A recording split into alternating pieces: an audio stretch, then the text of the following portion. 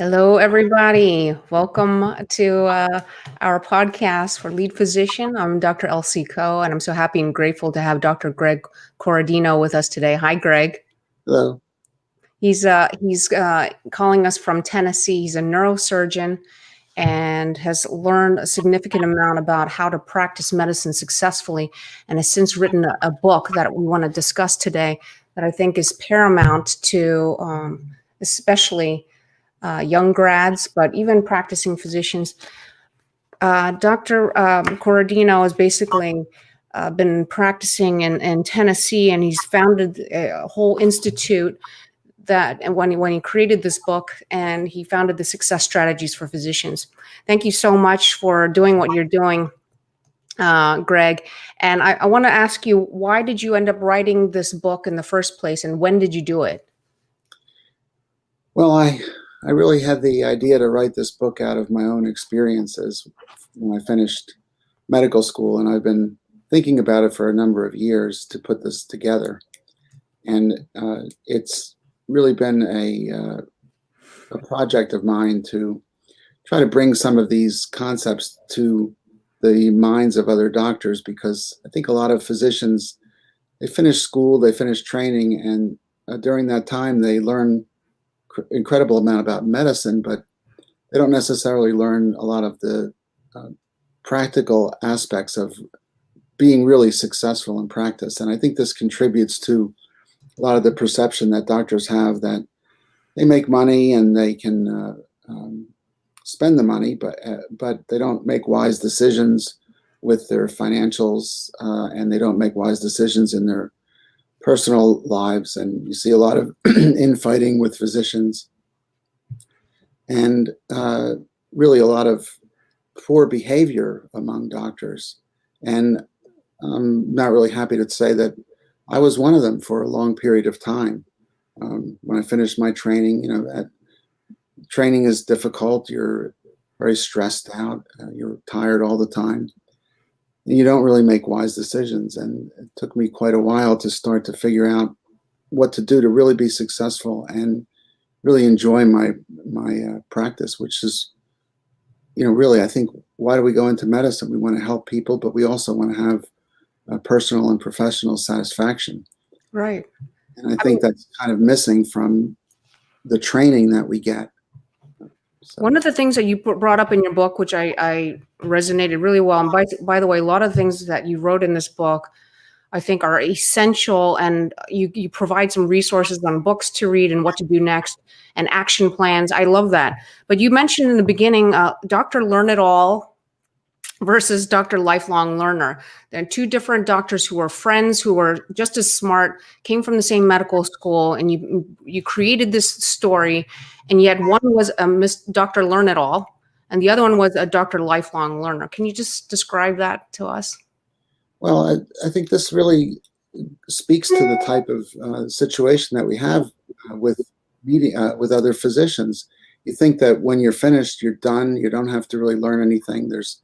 You're finished. And I know a lot of doctors, and I'm sure you do too, that they know it all. You can't explain anything to them. They've heard it all, and they're difficult to deal with. They don't make really good friends. The ancillary staff is not happy with them. And as opposed to Dr. Lifelong Learner, which I think I certainly aspire to be, in the sense that I would like to always be open to new ideas and new thoughts, whether they're from other doctors, from outside the industry, from ancillary personnel, etc. And I think just the mindset of that, you finished your training and you know everything. You really don't need to learn anything from anybody else. I think that's just a recipe for a very difficult life. Yep, I resonate. I was that person too. And we spoke before, and you kind of said, the reason why I wrote this is, why should anyone else go through what I did? Why can't we just hand it to them, hand them a book and say, hey, this is what you need to do to be successful. There's one paragraph on page 97 of this book where you defined how to be a great leader and what a leader in medicine should represent. And you wrote down, in my view, To be an effective positive leader, you must first consider some internal self-improvement moves and then work to improve the way you communicate those things to the world around you. It's about starting here within, and that's not something I ever learned or I even thought about. Can you talk about that a little bit? Yeah, I never really thought about it either. And yet when you look around and you see the way organizations are run, you see that the way the organization deals with the outside world, I think, is a reflection of the leader. And whenever I run into a situation, a business or another medical practice where I'm being treated rudely, I think to myself, somebody's not teaching that person well, and somebody's accepting that sort of poor behavior. So I think if you want to run a well-oiled organization, whether you're in a private practice or whether you're part of a bigger organization, you really need to think about how your values are reflected in the outside world and how they're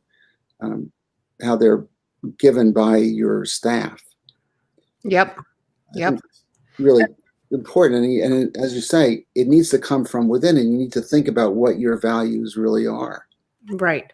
And not just that, you talk about how we need to design our practice, not have it by default. That's who I was. I just took whatever was available and convenient. I didn't think about what I really wanted, and that's not something that we were taught. Can you comment about that? I think a lot of physicians ought to start that when they're still in training. And look around. You do have the opportunity to see how other physicians are running their practices and think to yourself, is this something I want to do? Is this something I want to emulate? Or is this something I don't want any part of? But you need to really think about these things from day one or even before that. I always like the expression that I always like is, do you want a culture of design or a culture of default? And whether it's your own internal culture that you're expressing to the world or whether your organization itself. But if you think about these things and you work on them and work on improving them, you're going to have a much better chance of getting something that you really like and that people around you like as well. Yeah, one of the things that I thought was unique that I haven't read before in your book, you said, and I always talk about in my coaching about making sure you set specific goals. But you actually said, you went even further and said, create an avatar patient. Create an avatar patient. That's how you're going to create professional satisfaction. You're going to decrease burnout. You're going to enjoy what you're doing. That's part of your design. Can you talk about the avatar? Yeah, I think that speaks to a word that is kind of anathema to a lot of physicians, which is marketing. But if you think about it, you can go into practice and you can end up with doing a lot of things that you don't necessarily want to do or have the aptitude to do. But if you think about what it is I like to do, what I'm good at, and what I can get remunerated for, and put all that together and say, all right, I think I use the example of a physician that's good at doing cholecystectomies. So you think about what the type of patient is that has the need to have that. Then you think to yourself, all right, well, how am I going to get to that patient? Maybe I write a little pamphlet or a little booklet, or maybe I put a thing in the newspaper about care for gallbladder problems or whatever. And if you start to work on that early on, it starts to pay off down the line because people say, oh, I read your article, I read your little blog, and you start to get known for dealing with that kind of problem. When that happens, you find yourself dealing with more of the patients that you are interested in dealing with. And as you say, I think you'll be less likely to get burned out because you're dealing with the kind of problems that you can treat, that you're good at treating, and that you enjoy treating. And patients do well, and it's just a great thing all around when you get to that kind of point. For those physicians who don't know exactly what they want to do, who aren't really You know, we start at such a young age, and we're thrown into reality and said, go do what you want to do. But sometimes you don't know what it is that you want to do. You showed us a Venn diagram, which I really love. And it's basically three circles that come together in the center of your ideal life, of your purpose, of who you should be. Can you discuss about the Venn diagram with us? Where did you get that? I'm not sure where I got it from, but I thought to myself, well, what am I good at? And for me, I began to realize that I was much better at spinal problems, spinal pathology, than I was at other things. A lot of the patients that I did surgery on did well. This gave me professional satisfaction.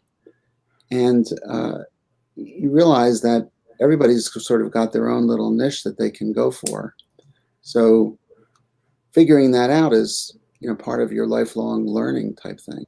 There's actually a book called The Managing Oneself. I think it's by Peter Drucker. It's a short little book, and it helps you figure out what you're good at. Maybe when you're 25 years old or 30 years old and you're finishing your training, you're good at one thing. You think one thing is going to be good for you for the rest of your life. But you realize that as time goes on, things change. Your mind changes. The practice of medicine changes. And you need to kind of, readjust things along the way. And that's why lifelong learning, I think, is so critical to professionals. Everything's changing around us. Yep. But you know what? It's not just what you are good at. And sometimes you don't even know what you're good at. Sometimes you have to ask your colleagues and say, hey, what do you think I'm good at? And you'd be amazed of what you're going to learn from yourself, from other people, which I think is why coaching, I think, is really important. But if you have that mentor or that colleague who you're close with, who can really hone in on your strengths, that's, this is what people say is hone in on your strengths. Don't try to work on your weaknesses. And then find out what it is that you really like, together with what is the demand out there for what you're doing. And that's where you're going to really succeed in what you're doing. Finding your niche. So thank you so much. So how can somebody reach you to find out more about delivering this kind of news to who's your ideal audience for this book, by the way? Beyond Medical School: Secrets of Successful Doctors. Yeah, I think physicians that are just about to finish their training would benefit from the book, or doctors that have been in training or out of training for a year or two. Okay. People that are just kind of getting started in practice. How do I get my practice to be what I want it to be? And that's the kind of doctor that I think would really benefit from this. And I thank you for giving me this copy. I know you only had a couple copies. When does this go out, and how can people buy this book? The book is available for pre-order right now on Amazon, and it will be released, I believe, January 12th or 15th. I'm not sure of the exact date. But I do have some more copies, and if somebody wants to reach out to me on LinkedIn, I'd be happy to send them the copy. And especially, I would like to get feedback. So if you will be willing to give me a little bit of feedback on the book, I'd be happy to send you a copy if any doctor that would like to do that. That's fantastic. Thank you so much. Thank you so much for writing this book. I only wish I had this book in my hands when I was in medical school and residency, or even as a young practicing physician. I've been out for over 17 years now. I would certainly have liked to have had it too. So thank you so much for being on here. What's the best way that people can reach out to you? Did you say LinkedIn? Yeah, LinkedIn, I think, is the easiest way to do it. I get a lot of emails from other sources, and LinkedIn emails are a little bit less common, so I'll definitely be noticing them if somebody would like to do that. Thank you so much for being on here today. Thank you for writing this book and being a leader and really focusing on helping our physicians become better, go through the burnout, really learn how to pivot themselves during change, which happens all the time. It's inevitable. We all have to learn how to thrive in times of, when we feel stuck. We need to take responsibility for our lives, and there is a way to do it. And he's laying down the 5 foundations of how you do that with action plans after each chapter. So thank you so much for writing this book. Thank you. And thank you very much for having me on your program. Yeah. I look forward to collaborating in the future. Yes, absolutely. We have some more conversations with hopefully the AMA and helping medical students get this book in their hands. So if you have a story, if you're a physician leader who has a story, who's written a book or has a specific story to share with other physicians, please reach out to me so that we can share this and help each other and, make healthcare better for everyone. You can also reach out to me at info@drlccode.com. That's my email.